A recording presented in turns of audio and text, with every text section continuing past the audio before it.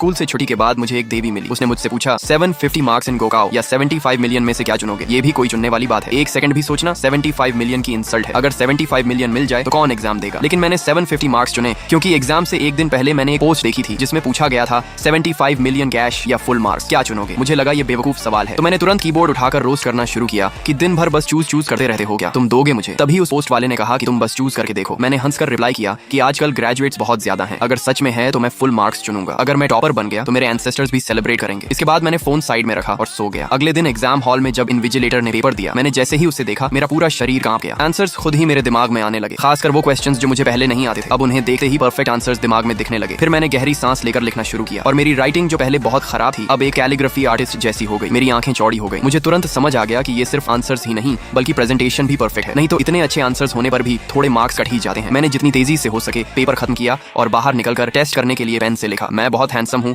और मेरी राइटिंग फिर भी उतनी ही परफेक्ट रही। सिर्फ इस स्किल के दम पर भी मैं एक फेमस कैलीग्राफर बन सकता था। ये सोचकर मैं एक्साइटेड हो गया। सिर्फ एक सब्जेक्ट से ही मुझे इतनी पावरफुल एबिलिटी मिल गई तो 75 मिलियन की वैल्यू ही क्या है। दोपहर में मैथ्स एग्जाम में भी मैं पूरी तरह ओवरपावर्ड था। हर क्वेश्चन के सैकड़ों सॉल्यूशंस मेरे दिमाग में एक साथ आ रहे थे और उनमें से कई तो ऐसे थे जो इस दुनिया में पहले कभी एग्जिस्ट ही नहीं करते थे। मैथ्स एग्जाम खत्म होने के बाद पूरा एग्जाम हॉल रोने की आवाजों से भर गया। लोग चिल्ला रहे थे कि आखिरी क्वेश्चन तो हायर मैथमेटिक्स का था, क्या इस साल के पेपर सेटर्स पागल हो गए हैं। लेकिन बाकी सभी एग्जाम्स में भी मैं इसी तरह अनस्टॉपेबल रहा। मेरे दिमाग में ऐसे स्किल्स आते गए जो पूरी दुनिया को बदल सकते थे। जब मैं सबसे पहले एग्जाम हॉल से बाहर निकला तो आसपास के स्टूडेंट्स मुझे देखकर हैरान रह गए और बोले ये लड़का जरूर ब्लैंक पेपर देकर आया होगा। लेकिन मैंने किसी की बात पर ध्यान नहीं दिया और सिर्फ एक मिस्टीरियस एटीट्यूड के साथ वहां से चला गया। 2 दिन बाद हजारों टीचर्स तेजी से आंसर शीट्स चेक कर रहे थे। साउथ वेस्ट चेकिंग ग्रुप के लीडर चेन च्यू बार बार सबको याद दिला रहे थे कि एक भी मिस्टेक नहीं होनी चाहिए क्योंकि एक छोटी सी गलती भी किसी बच्चे की जिंदगी बदल सकती है। तभी अचानक एक टीचर खड़ा हो गया। चेन च्यू ने तुरंत डांटे हुए कहा शांत रहो, लेकिन आंसर शीट्स चेक कर रही। शिया चुकचुए ने शॉक्ड होकर कहा सर आप इसे देखिए, मुझे लगता है ये फुल मार्क्स ऐसे है। ये सुनते ही सभी लोग चौंक गए क्योंकि चेकिंग अभी शुरू ही हुई थी और फुल मार्क्स ऐसे मिलना बहुत बड़ी बात थी। चेन च्यू ने खुद स्क्रीन पर देखा और सिर्फ एक नजर डालते ही उसका एक्सप्रेशन बदल गया। उसने कहा ये ऐसे इतना शानदार है कि अगर कंटेंट कुछ भी होता तब भी मैं इसे फुल मार्क्स देता। लेकिन जब उसने कंटेंट ध्यान से पढ़ा तो उसके पूरे शरीर में सिहरन दौड़ गई। उस स्टूडेंट ने सिर्फ 1000 शब्दों में पूरे देश की हिस्ट्री और स्पिरिट को